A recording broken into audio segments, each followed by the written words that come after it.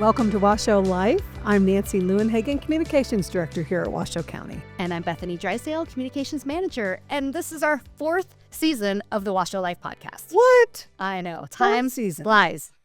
Wow, I cannot believe that. I know. How did this even start? Well, okay, we decided, obviously, 3 years ago, if it's our 4th season, right? Am I doing it right? I think. Let's start to talk about, let's get some podcast equipment, which, by the way, is used by other people. And let's get some audio, some ability to, do audio and accompany some of the other things we do here at Washoe County in communicating with the public. That's how it started, right? And I think this is a lot more interesting than a press release. Very, very true. People often ask, what do you do for the county? What does Washoe County do? What does the communications division do? And among other things, social media, news releases. We are always pressing out messages. But the one thing we don't get to do in that type of communication is sit down and really have a conversation with someone and go a little bit more beyond the headlines. Yes, and I like that we have really tailored this to life in Washoe County, hence the name. This is not, one of the top programs the county's doing. Those are all good. But what is life in Washoe County? How is Washoe County government a part of that? And so I like that we've been, talking to real people, whether they're employees or not, about what's going on around here. Which we do. And in a moment, we're going to go, let's reflect on some of our previous seasons and some of the ones that have been interesting. But you're right, that we go from sometimes it's an employee, sometimes it's a resident. During this episode, you're going to meet a resident and a part-time employee after we have our discussion who's making a difference in Washoe County and for Washoe County. But we've kind of run the gamut on that. Yes, so maybe we'll put out the pitch right now at the beginning. If you have ideas of really interesting people doing interesting things in Washoe County, let us know. You can email washoe311@washoecounty.gov, G-O-V. And it's been really fun. Most of our guests, I think, have actually, or a lot of them have come to us from recommendations from other people. Like, hey, I met this person who is doing this really interesting thing, started this club, has a great food blog. You've got to hear what they do about food. My favorite topic. Yes, we love food. Hey, this year we're doing things a little bit differently on this podcast, right? We are adding video, so that's very exciting. You can listen to this podcast anywhere you download your podcasts, Apple, Amazon, Spotify, whatever, and also watch and listen on YouTube. Wow, so we're hiking it up a little bit. No, look at us go. Appreciate it. But we really, one of the things Bethany and I do talk about, we only do two a month. The season goes from January to October. One of my favorite half hours of the month, or depending on depending on the subject, it is a lot of fun to do this. So let's go down memory lane. Okay, let's do that. I'm going to go to season 1. Okay. First season we had, talk about someone with an idea, had a staff member who watched Paranormal Nevada on Channel 2, KTVN. And they said, I happen to know the host, or I watch it. Let's email Ted Moore, who's the host of Paranormal Nevada, and let's see if he would like to do a paranormal investigation on the Washoe County Courthouse, which now has celebrated its 150th year. Yes. Since then, but 4 years ago, I guess it was, I don't want to do the math. No, neither. And it continues. I believe, I don't always look at our stats. I think it's our #1 downloaded podcast. I think so. People love the ghosts. I love the ghosts. Yes. So again, one thing you'll note, obviously we get ideas but it's also fun to talk about topics that we absolutely love. And it was hilarious. So our staff person went, Mark Dilatori went with Ted, and they stayed for several hours deep into the night. They did an investigation in the front of the courthouse. I'm talking the historic courthouse, by the way, right across from the Pioneer. That's Washoe County's original courthouse, 150 years old. And then, I don't know the year, but they built the old jail, regional jail, used to be on the back of it. And they took the paranormal investigation into the back part. That's some of my favorite parts of that podcast. Yeah, the stories that came out of that, I'm a little bit of a believer in this stuff. Go listen to the podcast because we do tell ghost stories. And to hear what they experienced was really interesting. And then what I really like about Paranormal Nevada, and we got this through talking with Ted as well, they do weave in the history of it. Why is this a historic courthouse? What happened here, and really kind of weave in not just that there's, maybe ghosts and things, but why is this a significant place in our county? The one quote I remember him saying is, "They're not circus clowns. They don't come out." This is an interesting, and he does very much go into the history. Interesting. And again, Ted Moore, interesting Nevada, hits all the criteria. We had a old courthouse. We had a native or someone living in northern Nevada, and fit all the bill. So that was one of my favorites from season 1. What about you? My favorite's a little heavier. Which, by the way, we do. Yes. We go from, something like a history to a heavier topic. That's what I love about this podcast. We do. So I have a friend, her name is Carrie Countess, and her son tragically took his own life at the age of 14. And I'm going to get all teary-eyed again thinking about it, but she took her pain and loss, which she's still experiencing, as I would imagine anybody who has had that kind of loss does. They still experience it. But she took that and channeled it into a nonprofit called Forever 14 to raise awareness among youth, teen suicides. Her son had shown really no signs. He wasn't chronically depressed, and not to put labels or descriptions, because her point is that this really can happen to any family. And so to raise awareness, she now works with various organizations to put on camps for kids.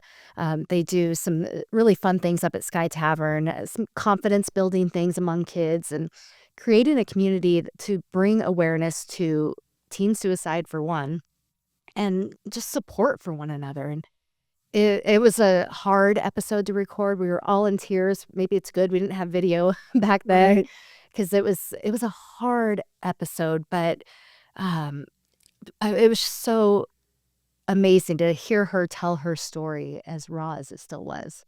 Yes, and one of the most things I remember about Carrie, I remember it like yesterday, her saying, "Why aren't we connecting with each other? These parents who have gone through this experience." And I think that was one of her other motivations, is to create a space and a place for people to go.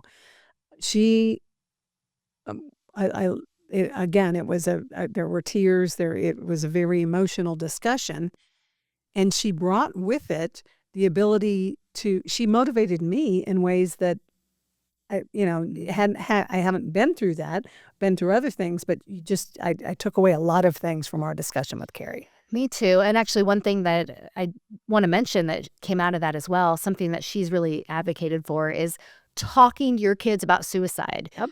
Just because you say the word suicide, it's not planting the idea in their heads. I think so many parents, myself included, are afraid to talk about that subject with our kids because we don't want them to start thinking about it. If they're going to think about it, they're already thinking about it. Right. She was so frank, and so she was spot on. Amazing guest. She was. So that was my probably top conversation from season 1, although they're all different, in various ways. They are, and I'm going to jump back to history on another one of my favorites from the first or second season, and that is our conversation with Tammy Busick, who is our curator. I'm going to go back to history now. Okay, so history now nerd. I know, history nerd. Washoe County Courthouse, the Bowers Mansion, which is another iconic structure that the county owns and runs.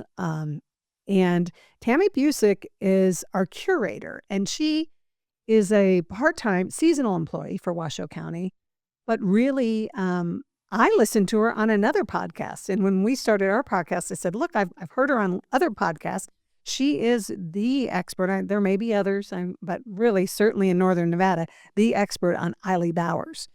What's interesting about Tammy, she has helped us put the mansion on the National Historic Register. And when she was in college, you remember she did her thesis? Something like that. On Eiley Bowers. Yeah. What a fascinating woman. Talk about a pioneer who kept reinventing herself. That was Eiley Bowers. Mm-hmm. Yeah, I'm a little bit of a history nerd as well, and it was so interesting to, I think, learn more about that story. I know, Gold Rush and, Genoa's the first town, although I lived in Dayton for a while and they will say that's not true. Dayton's the first town in Nevada. Okay. But a lot of these history things about Nevada, but Bowers Mansion was something I really didn't know much about. Virginia City wasn't the first. Okay, I'm from. Nope. All right. Okay, I'm from Illinois. Remember, I'm not. Yeah, she also myth bust a lot of things about the Bowers. She continues to do that. You'll hear things and she'll say, actually, that's not true. Or I love that about Tammy. Yeah, that was a really, really good conversation with her. So, all right, take us out of the past, Drysdale. All right. So I've been changing my mind as we're talking. I know. So, I have so many favorites. So from season 2, I think our talk with Lavender, she is a liver recipient. She was this teenager, just absolutely hilarious. Her sense of humor grabbed me. She's so funny. A liver for Lavender? Liver for Lavender was the title of the podcast. Lavender. Every April is National Donate Life Month. And so we always do a focus on that. And we will again this year. So we have some really great guests lined up for April for Donate Life Month. But she was recommended to us because she had the honor of riding on the Donate Life float at the Rose Parade, and her story was just so interesting because she's there's several things. So she's hilarious, her mom is hilarious, and one of my favorite guests actually really was. And just the fact that she's so young and her life really, she could live to 100 because of this donation of a liver. And I think we often think of organ donation as somebody has passed, and in this case it was just so exciting to hear how her life is continuing because of that donation. I do appreciate that, and just the conversation with her. We've had other really good organ donation guests. We will continue. So if you see those, please listen, and we will do so again this season. That's right.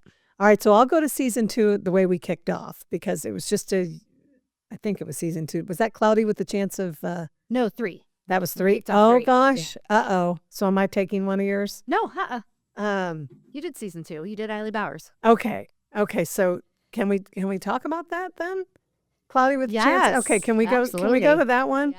By the way, we won an award for that. We did win an award, a Silver Spike from the Public Relations Society of America. Just saying. That, and we did this series, so that was just last year? Yeah. Okay. Time flies. Does anybody else have this when they just completely forget what year? And okay. So we did this series when we had all that snow. Please, can we come back to that? Let's get some more snow this year. Where we started with the Weather Service and Cloudy with a Chance of Atmospheric River. Yes. By the way, I'd like to call out the fact that Bethany writes the best headlines. Sometimes they're just handed to me, and that was handed to me. I mean, it just was so perfect. I love that movie, Cloudy with a Chance of Meatballs, so I love that. Anyway, that was with our friend from the Weather Service who really went on and helped us understand the term atmospheric river. People were throwing that term around like crazy last year. And so, we got to talk to them about what is this? What does that even mean? And how does that affect us here? Which it clearly was affecting us. We were under a deluge of snow, wet snow. Remember that? Oh, and then we had on a fabulous guest, Death, Taxes, and Berms, the follow-up. And he was one of our employees. Washoe County continues to be, Pete. Yes. Fantastic human. Drives the snowplow up an incline village. Yeah, that's trial by fire or trial by snow. So he was telling us, what that's like driving. And one of the things that we wanted to get through with that podcast was berms happen. That snow, when they plow it, it doesn't evaporate. It doesn't go away. It has to go somewhere. So there are a few things that are certain in life: death, taxes, and snow berms. And he gave us a lot of tips. I think, again, things I didn't think about, dangers, what people do, what he sees from that perspective, and all that snow, and how, it can be very dangerous. It can. And he gave some really good tips, especially, things like get your car off the street. If you know there's a snowstorm coming, park in your driveway if you can, because they're going down. If they can't see your car under a pile of snow, they might just plow through it and, Right. Let's not do that. Yeah, let's not do that. All right. So I think I might have taken yours. Do you have any other favorites? Oh, I was so surprised as I was looking back through our notes, all the interesting people we've talked to from, David Wise. How great was that conversation? I missed that one, actually. I wasn't here, so I had to listen to it afterward, and I was really bummed that I couldn't meet David Wise. It was talk about someone who, well, obviously achievement-wise, grew up here. Wise, that was good. Nancy, that was good. Grew up here, the Olympic, his passion, and then giving back. Giving back, that's right. President Sandoval, he was one of my favorites. I mean, always nice to talk to President Sandoval. Yeah. Again, talk about a Nevadan who really just a life of service, from growing up in Sparks to being our governor to being our president of University of Nevada, Reno. And then I also would like to talk about Guy Clifton, which you really, I got to know Guy through mutual friends years ago, but you really knew Guy, and that was one of my favorites. Yeah, I worked with Guy for several years, and so we knew we wanted to get him on here. He was named a Distinguished Nevadan, and so we said, we have to record some of these stories from Guy, and I'm really glad we did. This last year, we tragically lost him way too early, and so I was really glad that we had that time with him, for one, and then to just get those, he has so many stories. So to be able to get those stories in one place was really, I'm really glad we did that. One of my favorites is when he talks about Gabs, growing up in Gabs. And again, just talking about those Nevada, and then coming to University of Nevada and the Nevada sagebrush, and being in, and then Reno Gazette Journal. What a fantastic career. A writer, storyteller, love storytellers. I am too. I'm really, really so grateful that we got that time with Guy Clifton. Me too. So I am excited for this season because we've got a lot of really interesting topics and people lined up. People that I've never met, most of them, and some that I know, and I'm excited to talk to them in this format and dish just a little bit about what they do and what makes them so special. And again, we love ideas. We know there's so many. We could just throw a dart at a street and go knock on the door and find people. I mean, it's just wonderful, the rich, interesting people we have here in Northern Nevada, and that's really our goal. Washoe Life. That's the goal of this podcast. That's right. So going forward, it won't be just us gabbing. We'll be talking with really interesting guests, and it's going to be a good year. We're going to have a good year. All right. Well, thank you, Washoe County, for listening. We've got another guest you're going to meet in just a couple of minutes, talk about someone who is giving back and doing great things. So we'll be right back.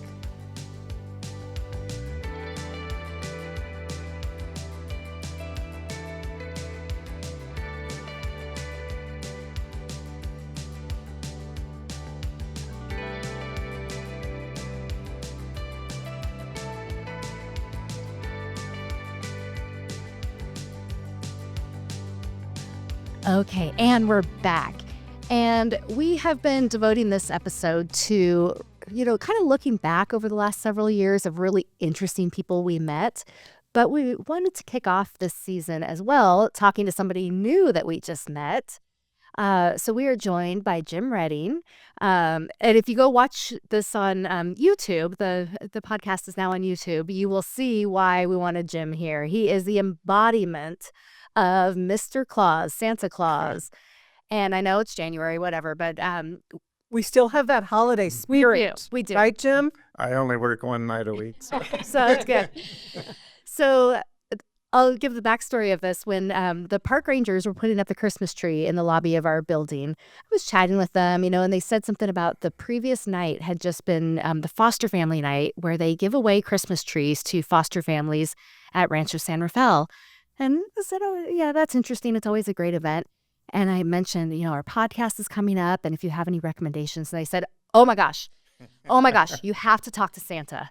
Santa? Well, I'd love to talk to Santa. Can I tell him all the things that I want? Right. He said, you have to talk to Santa. This gentleman embodies Santa Claus. He is jolly. He looks the part with the beard, and and so we are happy to meet you, Santa, aka Jim Redding. Nice to meet you guys too. Welcome to Washoe Life. We're glad to have you. Thank you. So tell us a little bit, your background. You are a part-time seasonal employee with parks, so you do more than just play Santa. Yeah, it's fun. I started, I think 3 years ago. And, I've worked a lot of jobs, but this is the absolutely best. I mean, everybody there, the maintenance workers, the museum people, people in the Arboretum, and of course the Rangers. It's a fun group. And I always said, if I'm going to work after retirement, it's got to be fun. And this definitely is fun. So thank you, first of all, for doing that and being such a great contributor to our parks. Oh, you're welcome. Yeah. So, how did you get roped into playing Santa? It's always Celia. She's the one that ropes me into it. Celia's one of our rangers. Yeah. And how did she do that? Just called me up and said, "Hey, they're going to do a podcast. Would you like to do it?" And I'm kind of, I don't know. She goes, "It'd be really nice. It's a feel-good story. And, it's about the kids and all that." And I go, "Okay, I'll do it. Sure." So tell us what you do. Tell us what Santa does with these. I just dress up in the outfit and, they had it all set up this year. It was in the ranch house, which is really, really nice. I love that place. And it was very comfortable. I wasn't outside. It wasn't cold. And the kids would come in, have hot chocolate and, sit on my lap and I'd ask them if they were good kids and what they wanted for Christmas. And it's just so much fun. It really is fun. What are some of the best requests you've gotten from kids? Oh, gosh, let me think. This one little girl, she was so cute. I asked her what she wanted, and she said, a unicorn. And I couldn't quite hear it. I go, "What is it?" She goes, "A unicorn." And I go, "Oh, okay. Well, I'm sure Santa's going to get you a unicorn for Christmas." And so when she left, I'm thinking, "Oh, my God, now what?" And Celia comes running up and goes, "Jim, I've got this Christmas card with a unicorn on it here." And she hands it to me. She goes, "Run up," because they had left and they were picking their tree out. So I run out and I go, "Hey." And I forget her name now, but say Cammy. I go, "Cammy, look, here's a unicorn." And she was just grabbed and gave me a big hug. It was touching. I was going, "Oh." I love this. Now let's back up a second, Bethany. I'm not sure. This is for our foster kids, right? This is a program and it Yes. involves Santa and a Christmas tree. Yes, I should have said that. Parks and Human Services Department, or agency, excuse me, they partner for this and they bring foster families that we serve in Washoe County out to Rancho San Rafael to pick out their own Christmas trees. And these are trees that are harvested in our own forest areas. And actually, you know more about that, I think, than I do. I wasn't part of the harvesting, but every year they go up in the Galena area, which was really surprising after the big fire. They did have a pocket of trees and they brought back some beautiful trees. They were, really nice trees. So these families can go to Rancho and pick out their tree and again meet Santa, have hot chocolates, and it's a very festive Christmas atmosphere. Just a really nice night for families. Right, and they have a time schedule for each family to come in, so they have time to pick out their tree, and it keeps it kind of going. It's really well organized, and it's just such a fun event. Do you know? Can you estimate about how many kids you end up talking to each time?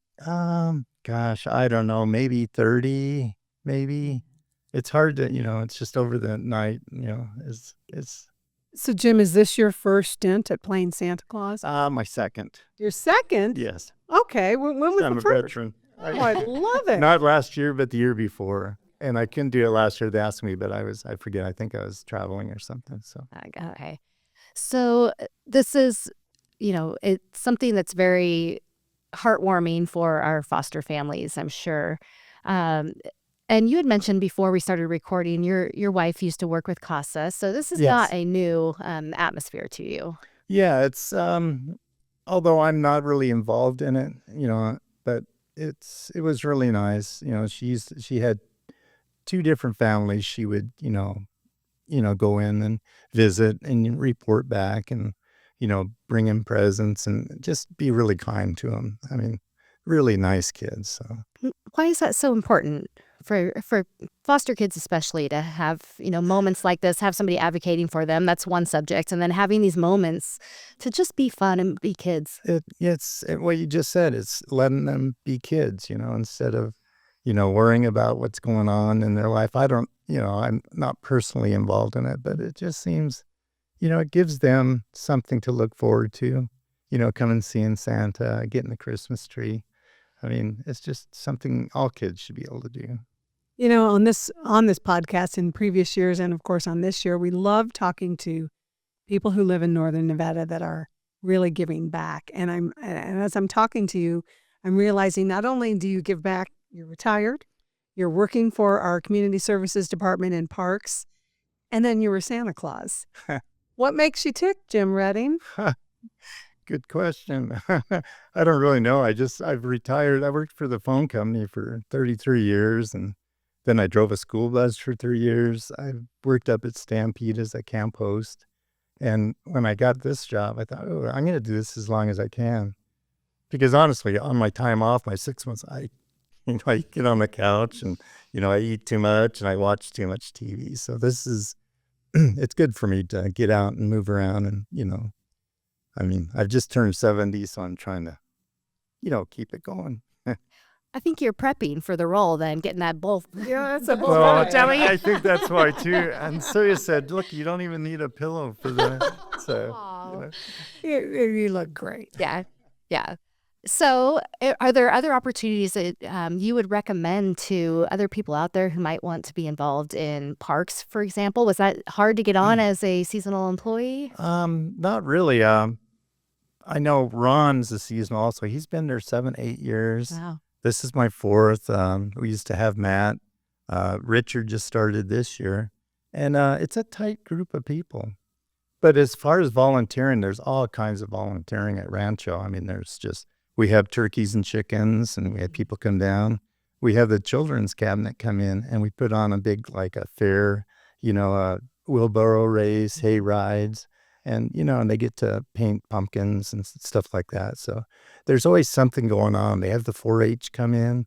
It's just something new every day. So if, you wanted to become a seasonal, I think it's a fun job, especially for seniors. Good point. And it is, Rancho San Rafael is one of our signature parks. It's just a beautiful spot in our area. Oh, it is. As a kid growing up, I lived right above it, and it was a cattle ranch at the time. And we used to go in there and play and get caught and, get in trouble kind of, but not really. And right now I only live maybe 1.5 miles away. So it's real easy coming to and from work. So. Wow. Well, we so appreciate, for one, what you do for our community. Really, this is what keeps, we call this Washoe Life. That's what the podcast is called. And that's what keeps life here so interesting. People that are willing to contribute. And we really do appreciate that. Oh, I appreciate that. Thank you. And we'd like to say thank you. And will Santa be back next year? Oh, he'll be back. All right. I love it. Thank you, Jim. You're welcome. We will let you go. I know the unicorn was perhaps a couple years ago, but you might have some other tough toys to scrounge up that you promised. So we'll let you go. But we so are grateful for you taking some time out of your day to join us here today. Thank you, Bethany. Thank you so much. And we thank you. We'll be back in just a couple weeks with another edition of Washoe Life. That's right. Thank you.